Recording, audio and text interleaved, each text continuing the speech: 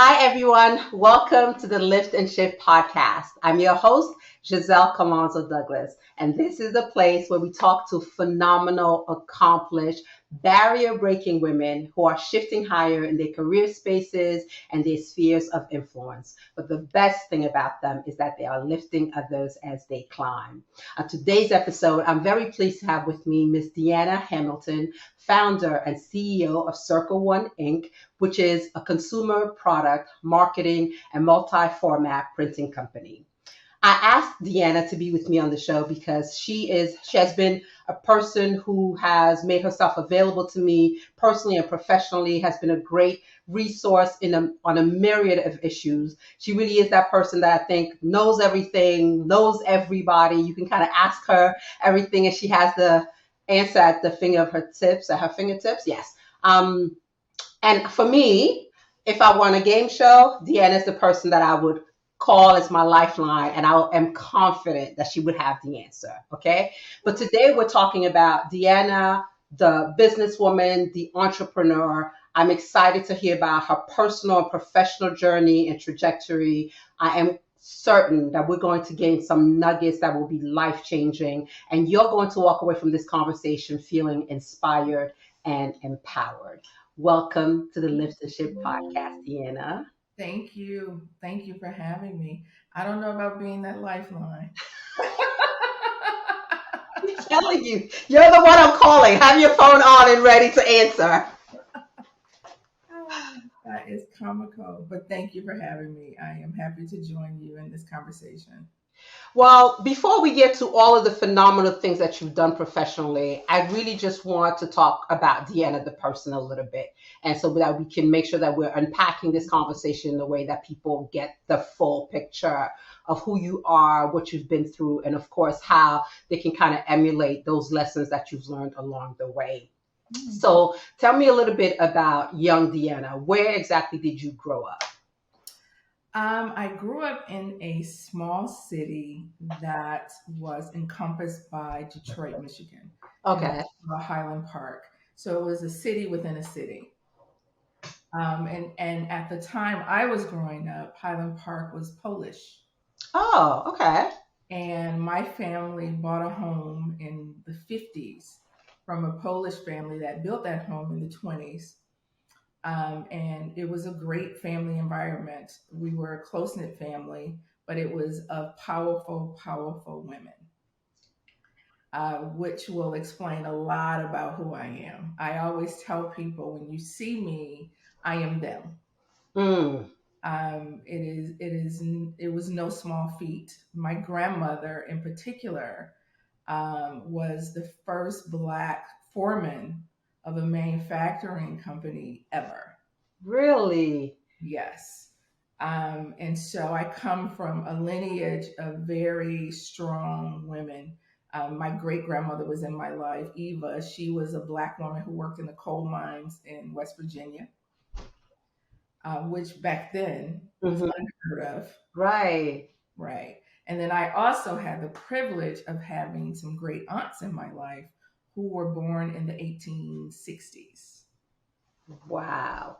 So let me ask, with that as your legacy, is that a motivator as you are coming up, or is that pressure filled for you? It was a motivator, Okay. and I say that because I never understood an expectation of who I am from them. Hmm. Even though now that I'm older, I recognize it was an expectation. But when I was growing up in it, I did never viewed it that way. I Okay. just knew that there were standards, there's a value system, and there is a discipline that came with that, and it was non-negotiable. Hmm. But Okay. I never saw it as pressure or an expectation that I couldn't feel because we were raised in that, meaning I saw that every day. So while it was an expectation on us, I Hmm. lived that way. So I thought I'm supposed to live that way. Okay. I never saw it as bad. I only saw it as motivation. So what were your aspirations growing up? Like, what did you want to be when you saw yourself? How many years later? Right. I wanted to be a fashion buyer. Okay. My mother wanted me to be a journalist. We had this woman in Detroit, Carmen Harlan, Okay. on NBC News that my mother just absolutely loved, and she thought I should be the next Carmen Harlan. Okay. I wanted to be a fashion buyer, and it was a very interesting thought process. And my mother really fostered it because she was all about dress. My Mm. entire family, the women in my family, it was etiquette. My grandmother taught etiquette classes. So it was etiquette. It was hats, gloves, stockings. Okay. It was all of those things. So it was a natural progression. And I always told my mother, "Why are you shocked?" Because I won best dress in high school. Because my mother, I always used to tell people who would get angry about what I had on. I used to take that up with The my mother. haters. Right. Take that up with my mother because I don't buy these clothes. Okay. Okay. Yeah, because I was going to ask where that came from. Because did you see people? I don't know, fashion. You said fashion buyers. What you wanted to be? That's not even a term that I'm familiar with. Like, did you know anybody that was in the industry, or it really just came from seeing your mom present herself in that immaculate way? It was really my grandmother. Okay. My grandmother was a lady's lady. Mm. It was class, style, elegance. That is how she exuded herself. That is how she lived, and that was always her expectation. A woman, that saying, "A woman should be seen, not heard." Okay. That was my grandmother. When you walk in the room, everything about you should represent yourself before you open your mouth. So you pursued the fashion. Because I Um, thought it was fun. okay. I to go shopping with them. We used to take the trolley down Woodward Avenue to J.O. Hudson, which was the big department store in the middle of the city that ended up being acquired by Marshall Fields. Okay. And we used to, every Saturday, we would go down, we would buy shoes, hats, gloves, dresses. They used to put me in those, what they call bobby socks. You remember the socks with the frill around them? I'm Congolese. We didn't have I that. know you didn't have that. But yeah, and then we would have lunch in the walnut room. Sounds fancy. Right, which was the restaurant at the top of the store. Okay. And so I think it was a little bit of that, and then just like enjoying dressing, just enjoying it and Yeah. liking it. And as I got into my teens and my 20s, I would get a lot of things custom made. And I like that. I like being unique. I like not looking like everyone else. Mm-hmm. I go in a store even today, I am not going to buy what's on trend. Okay. I do not want to walk outside and see myself. So I think it had a lot to do with a lot of things. Wow. I'm learning so much about you even through this brief start to the conversation. But as a professional career, you went into the fashion world? I And if did so, not. you did So I not. went to an orientation at Faston Institute of Technology in New York. And Okay. my mother, one of her best friends, lived in New York City. So I would go there in the summer and hang out with her and her daughter. And we would go down to 34th Street to the Macy's, look at the windows. So I went to this orientation and I enjoyed the orientation. What I did not enjoy was New York City. Mm. It was overwhelming. Okay. It was people everywhere. They were moving fast. And then they had rodents that I just couldn't. They're just your friendly neighbors. New Yorkers are used to it. I was like, what is it? Looks like a cat. Yeah, they are sizable. And coming out of FIT that particular evening, one literally ran across my foot and I was done. I feel you, sister. Going back to New York when I see it now, I'm like, how did I live here for 25 years? But I hear you. Okay, so you transitioned then from, okay, because of New York is not the space where I can see myself being, I'm going to go into what arena? I was clueless. Oh, I was clueless. I started modeling, and I had been doing that even in high school. I started modeling at 5. Okay. Um, my mother would put me in these fashion shows at the mall. You know how they used to have the fashion shows. Mhm. And I would do those things. And so I started modeling, but then during that time, in order to be a supermodel, you had to be 5'7". My Mm, weight was no problem. I was probably 90 pounds wet forever. okay. But I was not tall enough. I'm only 5'6". Mm, And so okay. back then, the standard was 5'7", 5'8" to even Hmm. walk a runway. And so I did a lot of print work. And then my grandmother said to me, okay, so what are you going to do now? And I'm like, well, I guess I got to go to college. And so I go to college, I apply, I enter college, and still wasn't quite sure. I knew it would be business, but Okay. I really wasn't sure. And I took this stock market class that kind of began to guide the what. Okay. I entered in business with a minor in accounting, but when I took that stock market class, I shifted to finance, and the rest is history. Well, listen, good history though, because you worked in the corporate sector from some pretty big names. I know Mhm. Coca-Cola is one, Stellantis, which was formerly the Chrysler Corporation, General Electric. So I know two companies are alike, but generally, what was your experience working in those corporate spaces? Even in college, I was always the only Black in the room, Mm, in the classroom. okay. And when I got into that corporate space, given my background of finance, I was again the only Black woman in the room.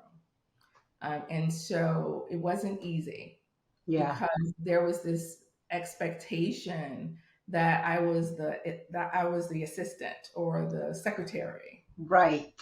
And there were many times that I had to act up, as I would say. I had Hmm. to boss up in those environments. I think about Chrysler. When I came in, we were building Jefferson North, which is an assembly plant where we launched the first ever Grand Cherokee. Oh, okay. And I was on the launch team for that. And when we started building, I was working with all of the engineers. Hmm. And I think there was one Black engineer, but we didn't. Wow. He came in on the tail end of the process of Uh-huh. building the facility. So they were kind of very dismissive. It was not a pleasant environment. And my emotional intelligence then is not what it is today. There was often a reaction, Mm, but I was always professional. okay. I spent a lot of time, what we would say today, checking people. Okay. And it was a little overwhelming, but I had an amazing mother and grandfather who I was able to talk to that would kind of help guide me through. And the sad part in those environments, then there was really no mentors, no Mm, sponsors that could really assist you. But I did have one boss in particular, Roy. I can't even remember Roy's name. And he was extremely helpful. okay. Um, and he always liked that I took up for myself. And so I never got chastised for checking them. Hmm. Hmm. Hmm. But he said, you have to demand that level of respect in this environment. And so it wasn't easy though. I can only imagine. So your emotional intelligence being what it is now, what would you tell that younger, greener Deanna in terms of how to maneuver in that space? Is it the same or anything different? I think it's the same. It's just how you do it Okay. because you must teach people how to treat you. Mm, But I would regulate my emotions more, and it would be less of a reaction and more of a strategic approach. okay. Because I do believe sometimes you have to hold the mirror up to people Mm, hmm. because people are who they are and they develop these behaviors and patterns of behavior that they themselves are not even conscious of because they've normalized it and they've been able to do it for so long. And oftentimes, when you encounter people like that, no one has ever called them on their foolishness. Right. That's why they Right. always do it. And I think sometimes you do have to hold the mirror up to people. And what I learned when I got to GE Mm-hmm. is sometimes you have to give the behavior back to the person. And when they see it and experience it themselves, they're like, Mm. whoa. And I'm like, that doesn't taste good, does it? Wow. And I had to learn how not to serve it on a garbage can lid. Ah, yes, one of my favorite episodes of the Cosby Show. He said that. Yes, yes, yes. Okay, so you're going through this time that, in one regard, could potentially fortify you, make you strong to be able to, encounter anything, but can also kind of chip away a little bit at your confidence because you're constantly having to kind of be in defense mode, right? So, where do you gain the confidence on a day to day to be able to confront those situations as they arise? Then my mother, Okay. Dolores, my mother, I could call her and she would pull me up out of that and off Mm-hmm. the floor, as I would say. But what she would also do is go into protection mode. Mm. And I used to have to tell her, please don't call there. Mom showed up at the job. Because my mother was not a joke. Okay. I tell people all the time, my temperament is her. Mm. My decorum is her. I am grateful for my grandmother because my grandmother is who taught me empathy and grace. So I am a healthy balance of both of them. Mm-hmm. Mm-hmm. But there was a Mm-hmm. time in my life where I was 100% Dolores, Hmm. and that would go well for no one because my mother's temperament was not to be played with. And she didn't just talk about it, she actually acted on Okay. that temperament. And it's funny today. I always tell people they say, "Well, you're quiet or you're silent." I said, "That's for you, Yeah. not for me." Ooh. Just All say thank right. you, especially when people approach me totally out of order and disrespect. Mm-hmm. Mm-hmm. Me going silent is it took me a long time to control my temperament. And I don't allow anybody to take me outside of that. Why I learned emotional intelligence. Mm-hmm. But my mother, I watched her beat, shoot, hit. She did not play. You said shoot. Shoot Oh, that praise word. God. Absolutely. Yeah, so I thank God for my grandmother. Mm-hmm. Mm-hmm. Taught me grace, empathy, compassion, because my mother was not for the shits or the giggles. Hello. So there are in the professional space, there are some organizations, companies, people who, because not everyone is able to regulate their emotions, especially women, right? We're viewed as overly emotional. We're viewed as, leading with our hearts kind of thing. Some women are not given access to kind of elevate within the company because all that you come with as a woman is viewed as a negative and as a detriment. How can Mhm. you advise someone who is rising up the corporate ladder and who comes in the fullness of being a woman, in addition to the degrees and everything else, how they can harness that and use it in a positive way? It is important that we understand that it is okay to take up space. Mm. When we take up that space, we also have to bring others with us. Okay. And it is, we have to teach people that our passion Mm-hmm. and assertiveness is a result of their dismissiveness and disrespect. And Mm. there is a way to do that. We and emotional intelligence is the way. Learning how to self-regulate and modify and find mechanisms to mirror your experience so that you're teaching people how to respect and honor your presence, who you are, and your value in the process. Mm-hmm. And I argued all the time with CEOs when I was at National Black MBA Mm-hmm. about emotional intelligence. And they say, Deanna, we can't promote Blacks. And I've had a couple of CEOs Oh say that wow. because they don't have any emotional intelligence. And when I say the 20-year-old Deanna would kick in like, how dare you, blah, blah, blah, blah, blah. And then I saw it for myself. And I had a couple of experiences where I had some mentees like hit their boss Oh, wow. in corporate environments. And then I quickly realized that emotional intelligence is a thing for Hmm. us, and it is born out of trauma.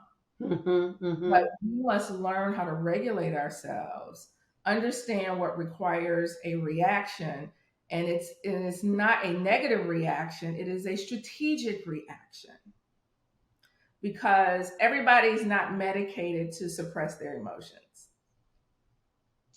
That part. And what I try to get people to understand, and especially in corporate environments, everybody gets irritated Yeah.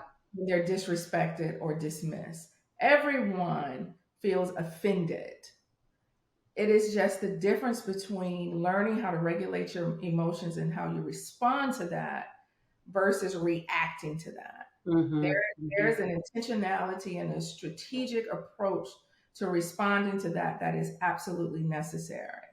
And my way of doing it, what works extremely well for me, because it still happens to me today, Mm. is what I call it's a behavior trait of mirroring back to people the experience they just delivered to you. And what you will find is when that happens, because if you sometimes when you say, there are people mature enough for you to say it head on that Yeah. will acknowledge that they've offended you and apologize. But then there are most people who immediately become defensive and go into victimhood. Hmm. And I always tell people victimhood is not a badge of honor. You don't get to wear that like you should be applauded for it. So what I do is just give them the experience they gave to me. Now, what it does do though is who does she think she is? Right. She's a B. Yeah. It does, but that's okay. Or you're a diva. And I'm like, I am. It creates when people don't know how to acknowledge their own behaviors and are not, and that comes with emotional maturity. Mm-hmm. They're not emotionally mature and can't acknowledge their own behaviors, then of course they immediately deflect. And there's a way that you have to handle that. But I always tell women, because I have been guilty of it, I've had an executive coach tell me, stop making yourself small in these rooms to make people big. Mm. Wow. So now you will hear me say, take up as much space as you need. Do not make yourself small to make insecure people comfortable because the only people that are uncomfortable with confident, secure people are insecure people. Mm. Indeed. And as Indeed. long as you're not offensive in the approach, Mm-hmm. be you. Because the reality is, your authenticity is your superpower. It is what builds trust and it is what builds influence and credibility. Mm-hmm. Mm-hmm. Mm-hmm. So do not suppress that because somebody else doesn't like the way your light is shining and doesn't want to allow it to shine. Yeah. So for someone who is on the cusp of going into the corporate space and that's been a dream, um, I'm wondering your thoughts on this. I was just reading an article the other day about the fact that a lot of companies that following 2020, the George Floyd murder, had created these diversity, equity, inclusion roles and had, put the black box on their websites, done all of the things that were at the time the things to do to show support of communities of color. Now, a lot of those jobs are gone, which to me indicates a shift in those cultures within those organizations, right? So, for the young women who are coming into those spaces now, just share your thoughts about how, again, they can navigate through that space because clearly there's been a change. So let's first address DE and I. Okay. Every time there is a crisis in the Black community, we hear diversity. This has been going on since probably the late 80s, early 90s. companies. Mm-hmm. And what I say is, and they throw money at it and they throw Mm. people at it. Right. You cannot throw money and people at a problem when you do not have a strategic focus on the problem. This is not a initiative. This is a business case. And unless you, Corporation X, can acknowledge it as a business case Mm-hmm. that you are solving for, recognizing that there's a percentage of not only your employees, but the customer base that you serve Right. is minority, Mm-hmm. and that level of thought leadership, that level of understanding of cultures is a priority that is tied to outcomes. Mm-hmm. We're going to be in this cycle forever. There are only a few corporations that understand that it's a business case and they need to tie it to the CEO's compensation to ensure that there are outcomes. Other than that, it's just a buzzword and they throw people at it and a couple of dollars, and they do that under the guise that they'll forget about it. Mm. And guess what? We forget about it. Right. We go on to the next The thing next thing, yeah. until the next crisis happens. So Mm-hmm. that's our fault of not holding them accountable. Mm-hmm. Mm-hmm. And so when people take these DE&I jobs, they need to be crystal clear in the interview process, the expectation and the intention in those roles. And if those companies cannot guarantee them that they're on the same page, they shouldn't take the job. Yeah. Because in 6 months to a year, 2 years tops, you're going to be out of the job. Wow. We have to start holding people accountable to us. Yeah, absolutely. That's the first part of that. The second part of that is, I would say, and what I tell my mentees, you need to map your career path. Mm-hmm. So essentially, you need to know what you want to be when you want to grow up, when you grow Yeah. up. And you need to map that career path and be intentional and strategic in moving through that journey. And when that organization cannot show up and support you on that career path, that's not the organization for you, and you pivot. You do not sit anywhere for 5, 10 years hoping for the best. Wow. You map your journey and you are intentional in that. And you find organizations that align with 3 things that I use for me. And Mm-hmm. that is, does that organization match my value system?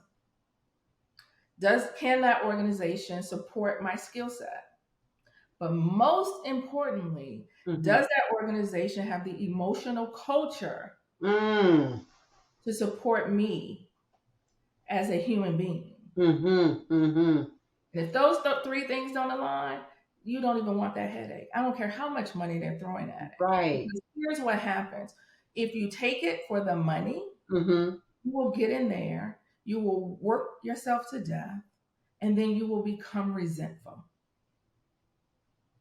You will be stressed out, and you will literally become resentful. Who wants to live like that? Right. So what I tell them is, be extremely strategic and intentional on your journey. Just don't sign up for anything. Mm-hmm. Know your worth, know your value.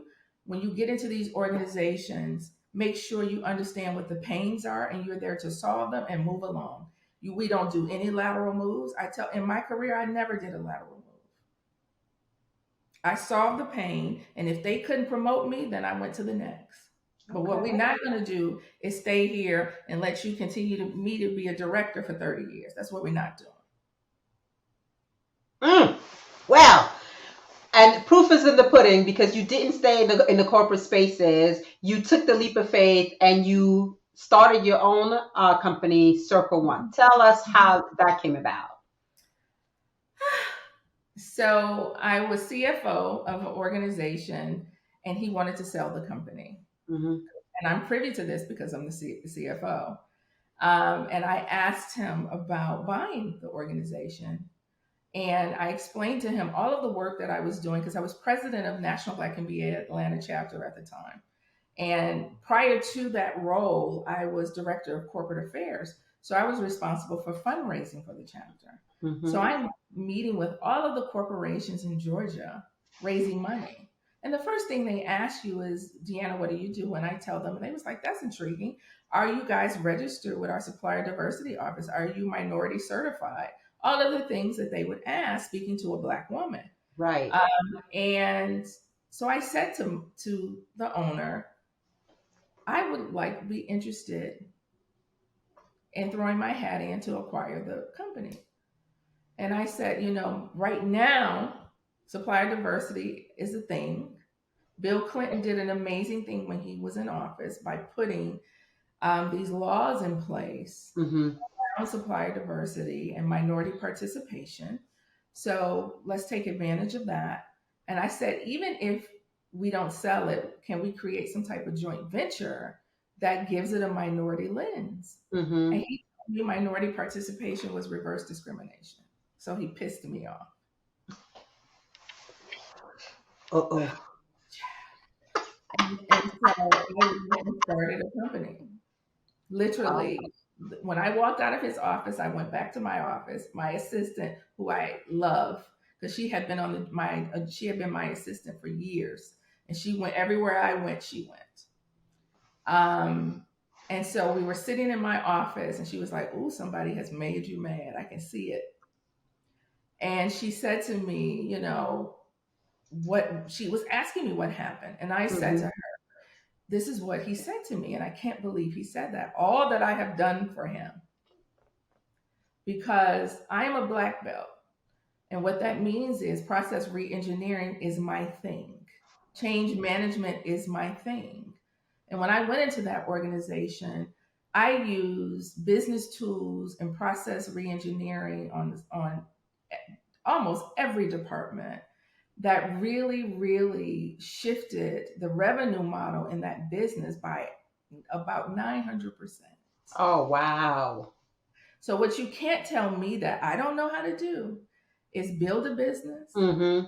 and Mm-hmm. scale a business. Mm-hmm. Mm-hmm. No one can tell me that.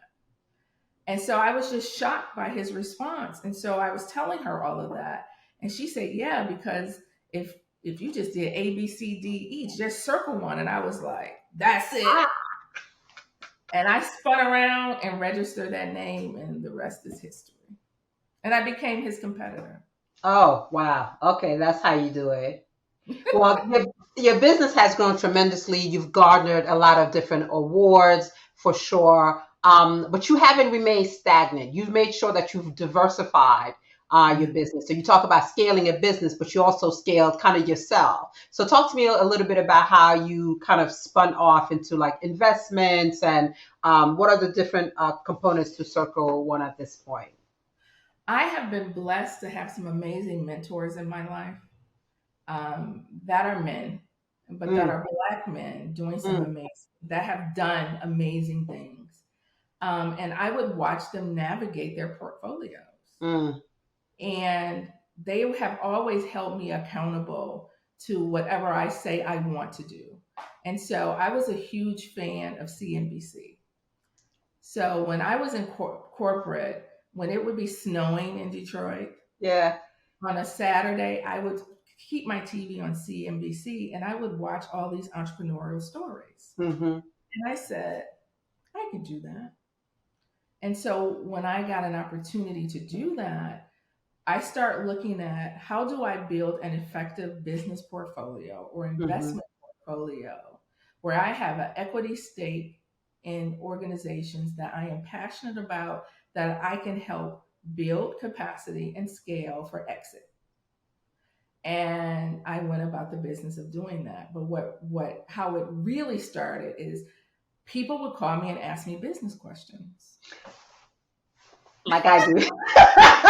See, I told you, you're that I get it. Like my phone rings every day. Sometimes I'm like, one. how did you get this phone? Mm-hmm.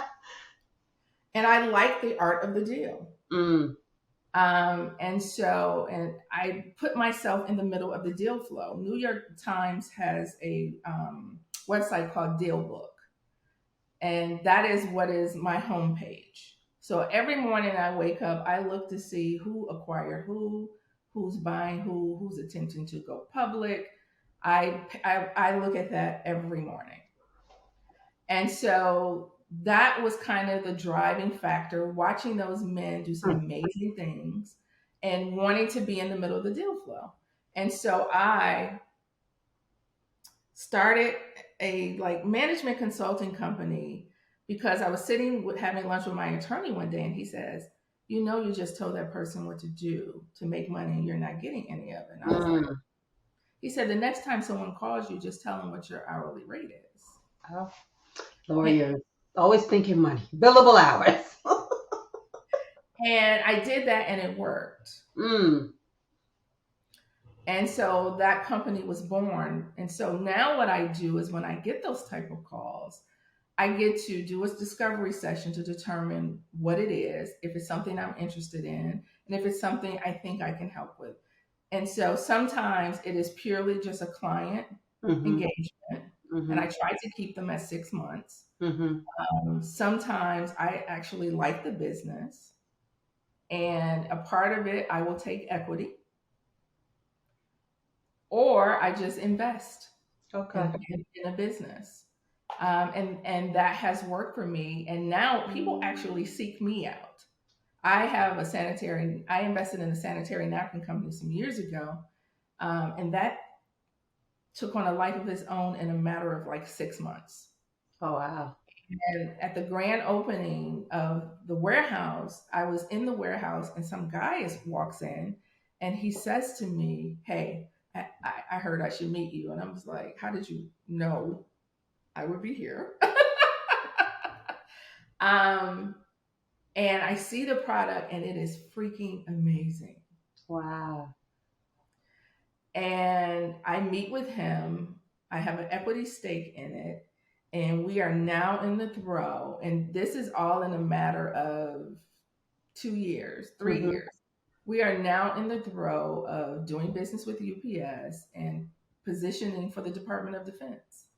Wow. Wow. Wow. So it is the art of the deal that I enjoy, to answer your question. And just liking entrepreneurship, business, understanding finance, what a P&L is, how to read it, how to analyze it. But more importantly, I think it is literally the art of the deal, the negotiation. It's like waking up and getting in the Shark Tank every morning. And being able to navigate through it to get out. Wow. And that is the part that I actually enjoy. You said, as you were talking, I was like trying to absorb everything that you said and then kind of preparing for the next thing. And so I'm like, wait, she said this, I got to catch up now. She said that, I want to catch up. So I'm a little excited. So bear with me. Okay. One thing I want to ask in the things that you said you were mentored primarily by men. Was that happenstance or was that a little bit more intentional in terms of you seeking or however those relationships came about? So when I was in corporate, my mentors were women. Okay. And when I shifted to entrepreneurship, women were not full throttle in entrepreneurship like they are today. Okay. So I shifted in 2006. So I've been on this journey for 17 years.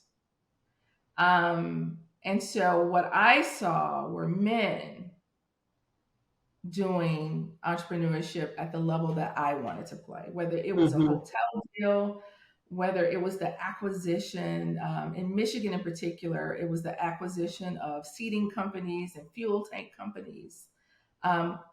It was auto dealers, because at one point when I was at Chrysler, I considered going through auto dealer school to own a dealership. Okay. So, and I even thought about QSR, but one of my mentors told me, you're too smart for that. It's one thing to inherit it. Okay.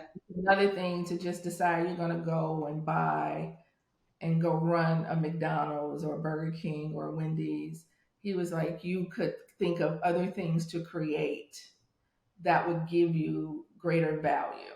And I thought, first I was offended. I was like, what do you mean? Yeah. That's how you started. He said, yeah, but that was in 1971. Times have changed. Times have changed. Women have gone to college. He said, you just, women, and this is what I try to get people to understand why we need to know our history. Women's rights just happened in 1971. Yeah. So people don't realize the thrust of women today. That's been in my lifetime. Wow. Prior to 1971, women could only be nurses and secretaries and phone operators.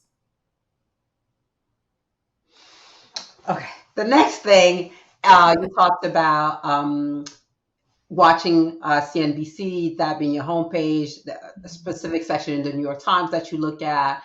What can you say about how you have to kind of learn the business of your business, right? Because I'm thinking that's, or maybe what? Tell us then. What's your rationale for doing that? What are you gaining from that? Well, it's lifelong learning. Okay. Because it's just like what I say to people about relationships. It's the Mm-hmm. same with business. There's a new 21-year-old every year, and so and there's evolution of education and learning, and so I don't have the luxury of not being a continuous learner,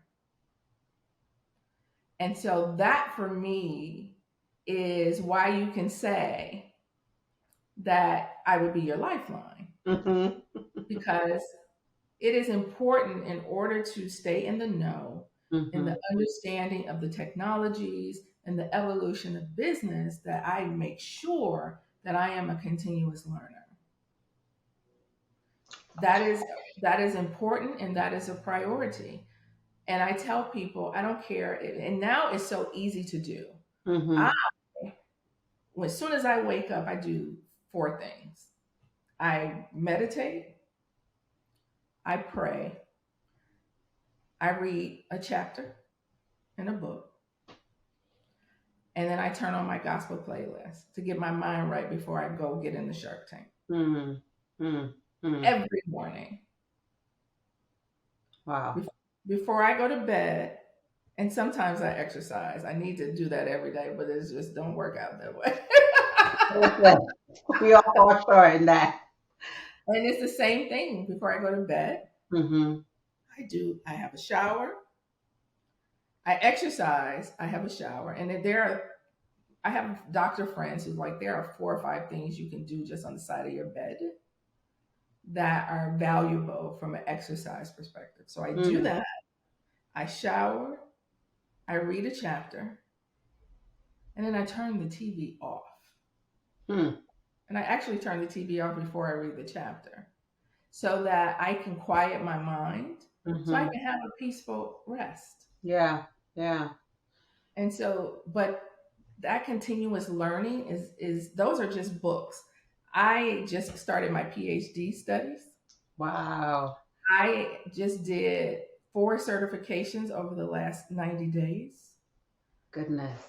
So those things for us, especially women, are important, because the reality is there's this evolution. Every 20 years, we go through this evolution and it's a shift in the atmosphere, in process, in procedure, in understanding, in context. And there's a new 21-year-old that's just graduating that got all of that. And you literally have to compete with that. It doesn't Yeah. matter if it's in corporate or if it's in entrepreneurship.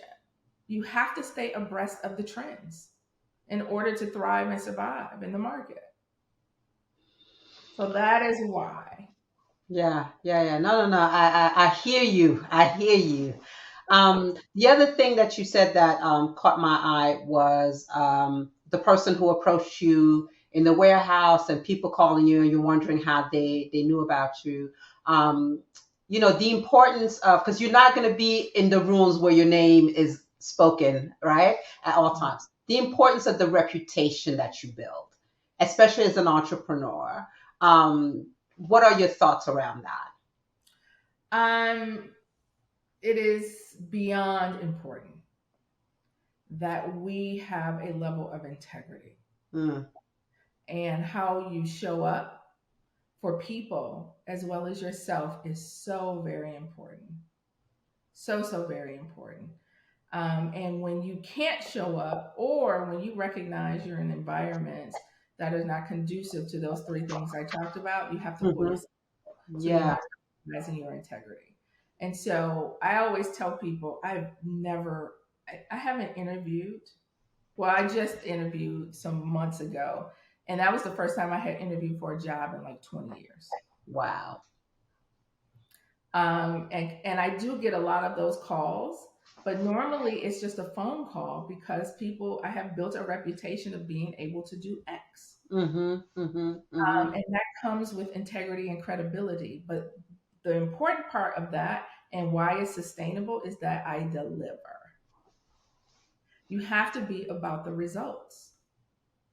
And that in itself is gold.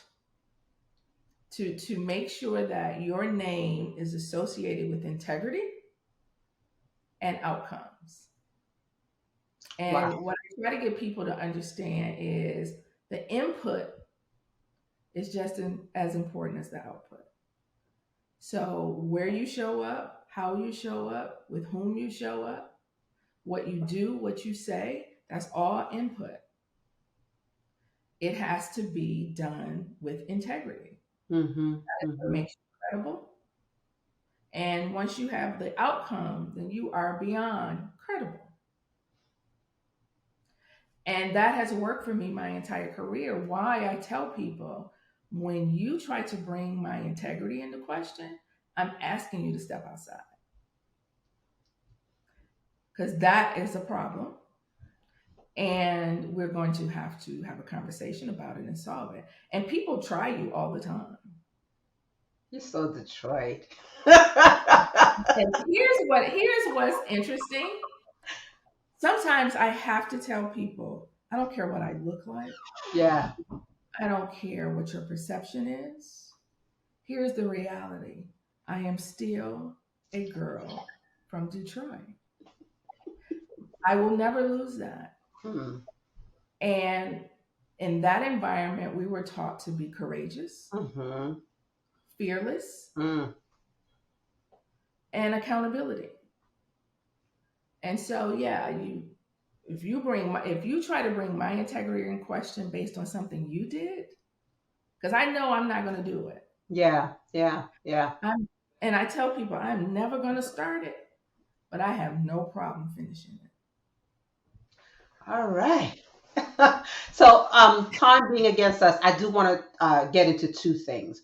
One Sure. is I'm curious to know if you ever had a point in the growth of your business, because now you have amazing clients. You have the Georgia Legislative Black Caucus, the National Black MBA Association, the Stephen Marjorie Harvey Foundation, Georgia Minority Supplier Development Council, Major League Soccer, and Breakfast at Barney's. Those are just to name a few.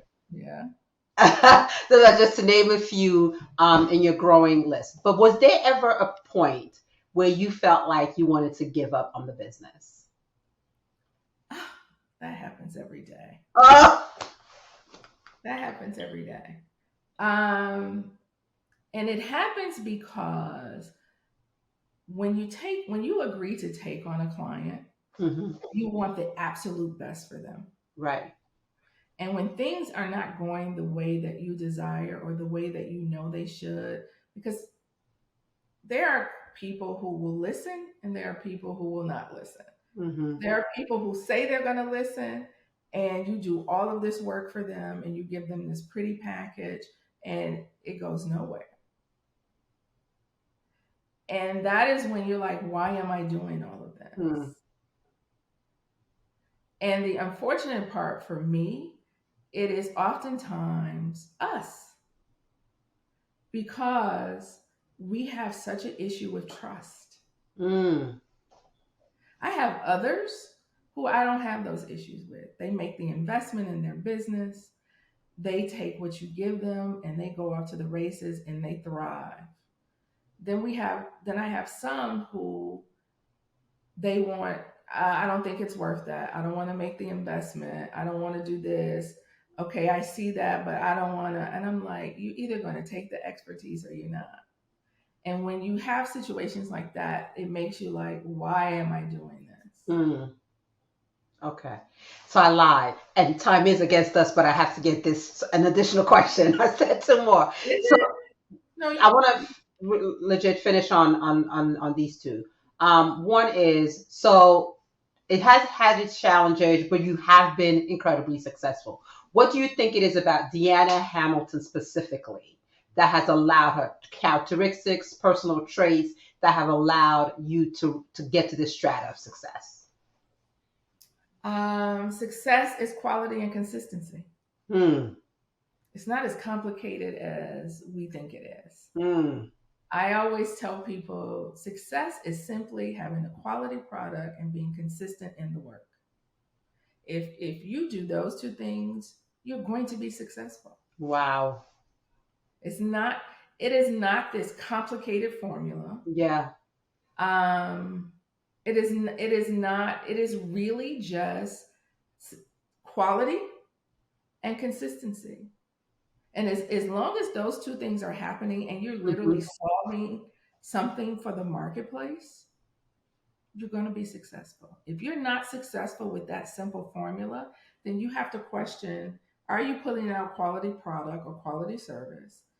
Or are you being consistent in the business? Okay. Thank you.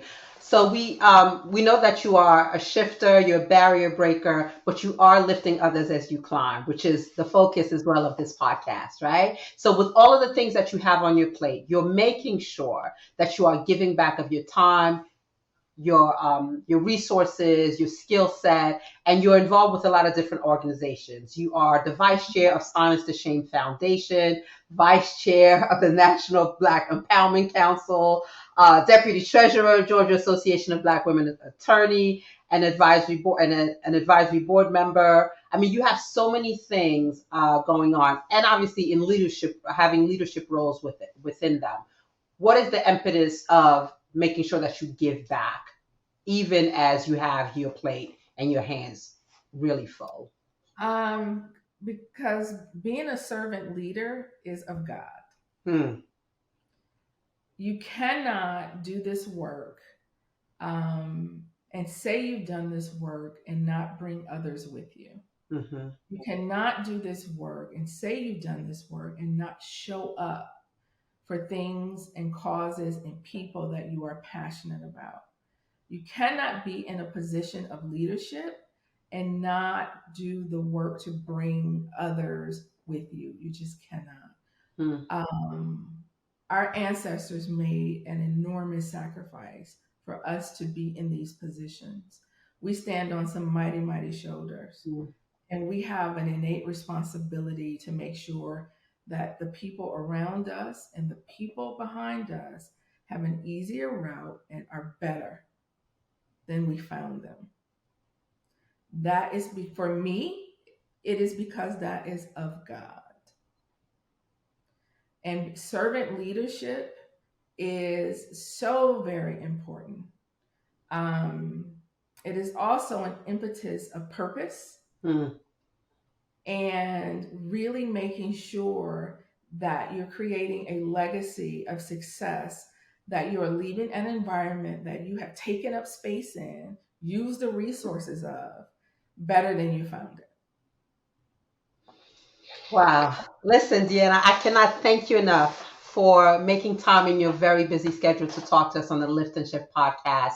For anyone who listens to this today, they're going to come away with very tangible, practical things that I know they can implement in their own lives. You've given us such a great blueprint. We are so proud of you. Cannot wait to see all that you're going to continue to do, because you are pushing that glass ceiling. It's of no consequence to you, and that's evident in all of the things that you've done thus far. Continue to lift others as you climb, and we'll be watching for all that the Lord will bring forth in your life. Thank you again.